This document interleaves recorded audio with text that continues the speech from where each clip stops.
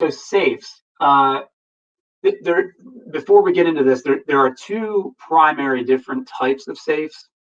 One is kind of like the original safe, which really the best way to describe that, the simplest way, is it's essentially a convertible note, but there's no repayment obligation, there's no maturity date, there's no interest rate, and it's not debt. It's really just a right to get equity at some future time. Again, the acronym is a simple agreement for future equity. So that's what investors have negotiated for. The last maybe year and a half or so, there's been a new type of safe called a post-money safe, which is a little bit different and gives a little bit more visibility into exactly how much of the company the founders are selling as they're selling safes to people. With a pre-money safe or a convertible note, you can kind of determine, sort of using some hypothetical, situations, how much you've sold of the company, but it's very dependent on what happens in the next round, and you obviously don't know the future, so you can't really pin it down. But either way, they are, whether it's a post-money or a pre-money safe, it's not debt. There's no maturity date, there's no repayment obligation. Also, so safe preferred stock, I wanted to mention this because this is a concept that's actually kind of started to bleed back into convertible notes. So in terms of history, we used to have loans that people got warrants with, which I mentioned a minute ago. Then it got into convertible notes, and then safes kind of evolved.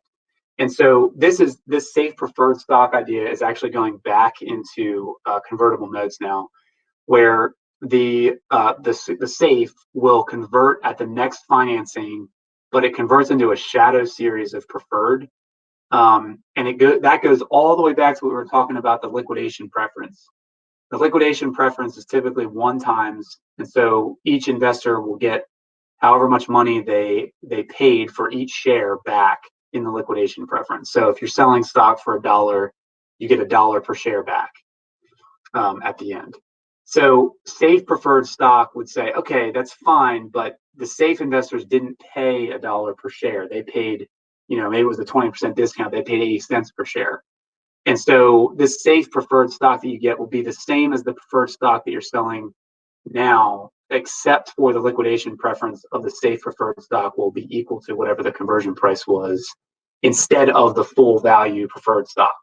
And that's to avoid, giving a built-in return to those safe investors if the company does not do well. Anyway, that's kind of complicated. I'm happy to expound on that, but I wanted to mention it because I see that all the time now. Typical documents for a safe transaction are the safe itself, which is like a 5-page document, and sometimes a pro-rata rights letter, depending on whether it's a pre-money or a post-money safe. They used to be the simplest thing in the world. They are still pretty simple, but with the addition of this post-money safe, it's gotten a little bit more complicated to make sure everybody's talking about the same thing. But typically, it is the cheapest, fastest way to get money into an early stage company. The next couple of slides, I'm not going to go over this. I think this is helpful, hopefully, and it'll be included in what goes out in the email. But this just kind of compares the 3 different things that we have talked about, and I think that'll be helpful. Hopefully for people. I've only got a couple more slides here, which is good. So I think we're starting to run out of time. But what can you do to increase your chances? This kind of goes back to the question that was asked about whether or not you should have an attorney before you start pitching. Part of this answer does anyway. But really, I think the first thing to do is define success. So knowing how much money you're trying to raise, what it's for. Maybe it involves getting a particular investor involved because they have experience in the industry that you're in, or they have connections, or they're going to be otherwise helpful in addition to the dollars that they bring to the table. Getting your books and records in order, that's something that an attorney and an accountant will be really, really helpful with. And that's always better to have those things kind of set and in order before you walk in and, you know, start talking to investors. Being realistic is very important.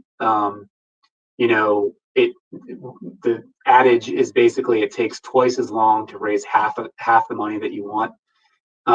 It's important to be realistic on the pre-money valuation of the company. If you're doing a preferred stock raise, you don't want to undersell. You don't want to be selling the company for less than it's worth. But honestly, I've seen founders get themselves into more trouble by having a valuation that's too high, because really what you want is to be building the story of continual increased value. And if you have a round that's just overvalued, it's going to get corrected at some point, and that can lead to difficult conversations and transactions later. And then lastly, prepare a term sheet, or at least know what you want if your investors ask you. You should always be prepared to give an answer that makes sense and is based on what your plan is. And so you can take a term sheet with you if you want to. A lot of investors will provide you with a term sheet, and it's up to you to kind of review it with your attorney and get back to them with any changes. But those are a couple of things you can do to kind of boost your chance of finding some capital. Fantastic. Thanks for going through this. One thing I wanted to add in here real quick while we're on the subject of term sheets and stuff. Have you seen, because it can kind of work both ways, right? Do you see most of the time founders needing to actually have term sheets ready to go and send in to investors, or is it mostly the other way around? Because I've seen it both ways. I heard about it both ways.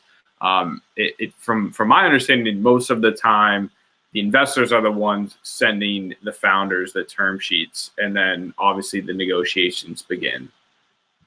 Yeah, that's a good question. It really depends on the investor. I mean, if you're dealing with, professional VCs on Sand Hill Road, they're going to give you a term sheet. There's no question about that. I mean, if they want to invest, they're going to give you a term sheet. You're not going to have to bring it to them. Right. But if it is your first round of financing and you're raising, $500,000 or less or something like that, and you're going around to people who are, novice or quasi-professional investors, you are probably going to want to try to control the conversation because, they may not even really know what to give you. It really depends on sort of what stage you're at and what investors you're talking to. But nevertheless, I mean, it's not going to hurt to have a term sheet, or at least have in your mind, what you think would be sort of acceptable. I think I've got two more slides here. Okay. Sorry, Michael. Did you want to do something else? There's one more thing too that we have a question here from. Kind of getting back to, I know you covered this on some of your previous slides about the pro-rata rights. She wants to maybe dive into that a little bit deeper. Sure. What would be in that? What should founders be looking for or be aware of? Yeah. So the pro-rata rights letter, it depends on what type of safe you're using. In the original pre-money safe, the safe investors had built-in pro-rata rights, but they were confusing because you couldn't calculate what percentage of the company they owned until the next financing was done, because it was all dependent on the price of the next round and all that other stuff. And so in the old version of the safe, those pro-rata rights were built into the safe, but they applied to the next round, not the round in which the safe's actually converted. But so if you did a safe round and then they all converted in your Series A round, the pro-rata rights provided to the safe investors actually applied to the Series B. And that was confusing to everybody. But it had to be that way because you couldn't calculate what the pro-rata rights should be in the round that the safes were converting into. And so in the post-money safe, the new version, they took out those built-in pro-rata rights, But they actually also provided and I should have mentioned this before, that the safe is a standard document that's put out by Y Combinator.